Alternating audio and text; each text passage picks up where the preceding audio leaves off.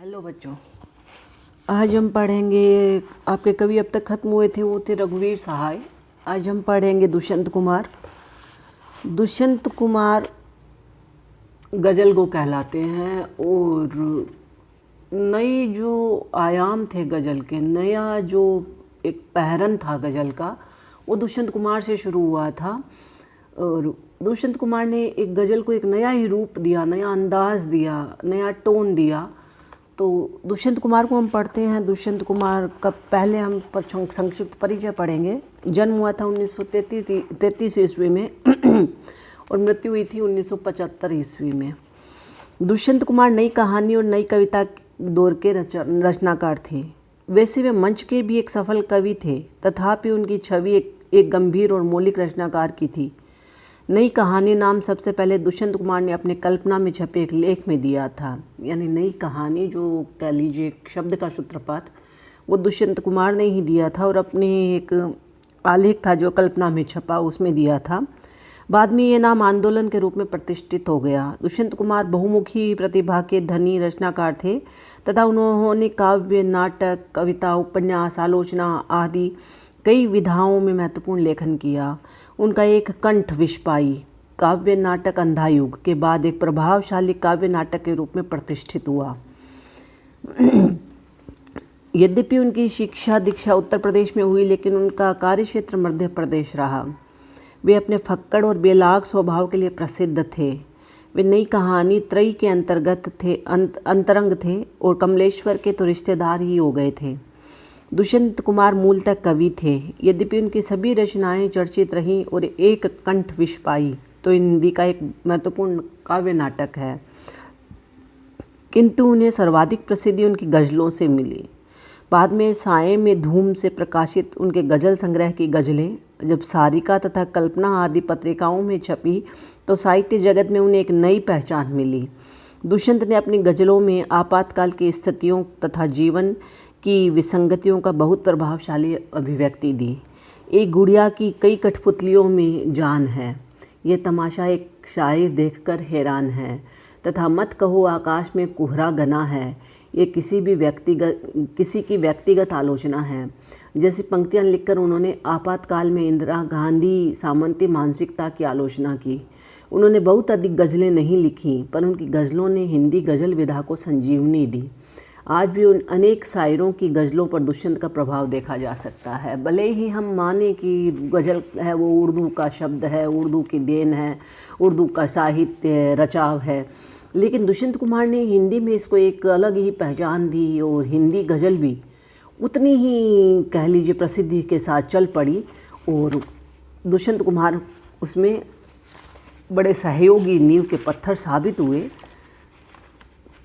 तो हम दुष्यंत कुमार के तुम्हारे कोर्स में गज़ल है जो आदमी नहीं है मुकम्मल बयान है, आज हम वही पढ़ेंगे।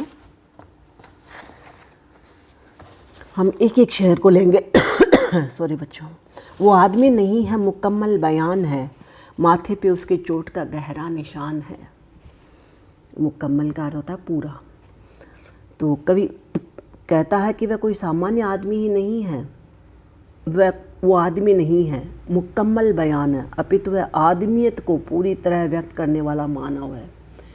यानी वो खाली आदमी ही नहीं है, उसके अंदर आदमियत, उसके अंदर इंसानियत भी पूर्णतया विराजित है, क्योंकि सांसारिक जीवन में माथे पे उसके चोट का गहरा निशान है। क्योंकि सांसारिक जीवन में जो विवस्था एवं मजबूरियाँ उसे भोगनी पड़ रही है, उनसे वह पूरी तरह जूझ रहा है और चोट खाकर भी आगे बढ़ रहा है। अब वो इंसान में आदमियत कैसी है, मुकम्मल कैसे है वो, कि वो आदमी नहीं है, खाली कहने पर कोई इंसान नहीं है, एक मुकम्मल बयान है, अपने आप में एक पूर्ण इंसान आदमियत है, इंसानियत से भरा हुआ एक लबरेज इंसान है। क्योंकि वो ज़िंदगी के जद्दोजहद में उसके माथे पर गहरा एक चोट का निशान है, जो बताता है कि उसने ज़िंदगी में कितनी जद्दोजहद की है। समकालीन जीवन की वास्तविकता की वंजना की गई है। आगे वे कह रहे हैं अगले शेर में, वे कर रहे हैं इश्क पे संजीदा गुफ्तगू, मैं क्या बताऊं मेरा कहीं और ध्यान है। अब यहाँ दुष्यंत कुमार कहते हैं कि वे प्रेम को लेकर गंभीरता या संयमित संतुलित स्तर पर बातचीत कर रहे हैं। वे कर रहे हैं इश्क पे संजीदा गुफ्तगू, संयमित और बड़ी गंभीर, संजीदा बड़ी गंभीर वार्तालाप कर रहे हैं, बातचीत कर रहे हैं। मैं क्या बताऊं, मेरा कहीं और ध्यान है। जीवन को खुशहाल रखने की कोशिश कर रहे हैं, परंतु मेरी स्थिति ऐसी है कि चाहकर भी अपनी परेशानियों से मुक्त नहीं हो पाता हूँ। मेरा ध्यान अपनी समस्याओं पर रहता है कि माना कि कहीं कोई गुफ्तगू चल रही है, जिस गुफ्तगू में इश्क पर बड़ा ही, प्रेम पर बड़ा ही संजीदा गंभीर बातचीत चल रही है, लेकिन मैं उस बातचीत में चाहते हुए भी ध्यान नहीं दे पाता हूँ, शामिल नहीं हो पाता हूँ, क्योंकि मेरा ध्यान कहीं और, मेरी अपनी समस्याओं पर लगा हुआ है। आगे है, कहते हैं वो अगले शेर में, सामान कुछ नहीं है, फटे हाल है, मगर झोले में उसके पास कोई संविधान है। अब शायर यहाँ कहता है कि उस व्यक्ति के पास कोई सामान नहीं है, वह एकदम गरीब एवं फटे हाल है, फिर भी वह आम नागरिक है। झोले में उसके पास कोई संविधान है, आम नागरिक है तथा देश के संविधान के अनुसार मौलिक अधिकार प्राप्त है, अतः उसका सम्मान एक नागरिक के समान अपेक्षित है। अब वो कहते भले ही उसके पास में कुछ ना हो, जीने के लिए ना कोई सामान है, और जो ज़िंदगी है वो बड़ी फटे हाल है, लेकिन उसकी जो ज़िंदगी का झोला है उसके अंदर एक अधिकारों और कर्तव्यों का बोझ लिए हुए एक संविधान जरूर है, जिसके अनुसार वो नागरिक होने की उपाधि प्राप्त करता है और समान रूप से अपेक्षित जीवन जीता है। उस सिर फिरे को यूं नहीं बहला सकेंगे आप, वो आदमी नया है मगर सावधान है। कवि कहते हैं कि वह व्यक्ति शोषण, उत्पीड़न एवं सामाजिक विसंगतियों को लेकर सावधान है, वह उन सब का मुकाबला करने में तत्पर है। ऐसे व्यक्ति को यदि कोई कमज़ोर समझे या किसी बात पर दबाना चाहे तो ऐसा संभव नहीं है। समझदार और समर्थ को फुसलाना आसान नहीं रहता है। आगे वो कहते हैं फिर अगले शेर में, फिसले जो इस जगह तो लुढ़कते चले गए, हमको पता नहीं था कि इतना ढलान है।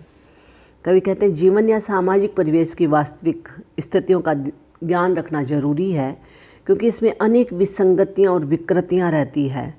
इस कारण यदि एक बार उनसे आक्रांत हो गए तो फिर संभलना कठिन हो जाता है। एक बार अगर उससे हम फिसल गए तो फिर संभलना कठिन हो जाता है। आगे है, देखे हैं हमने दूर कई, अब खबर नहीं पाँव तले ज़मीन है या आसमान है।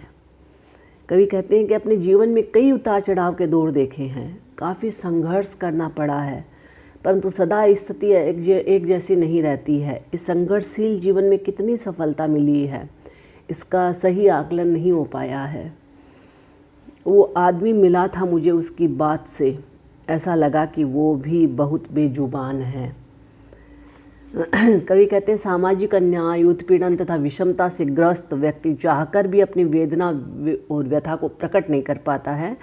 ऐसा व्यक्ति बोलने की शक्ति या प्रतिरोध करने की क्षमता से रहित रहता है। यही उसकी विवशता है कि वो आदमी मिला था मुझे उसकी बात से, एक आदमी मिला था, मुझे भी वो आदमी था, लेकिन मुझे उसकी बातों से ऐसा लगा कि वो भी बहुत बेजुबान है। अपनी व्यथा, अपनी विवशता की वजह से वो बेजुबान ही लगा।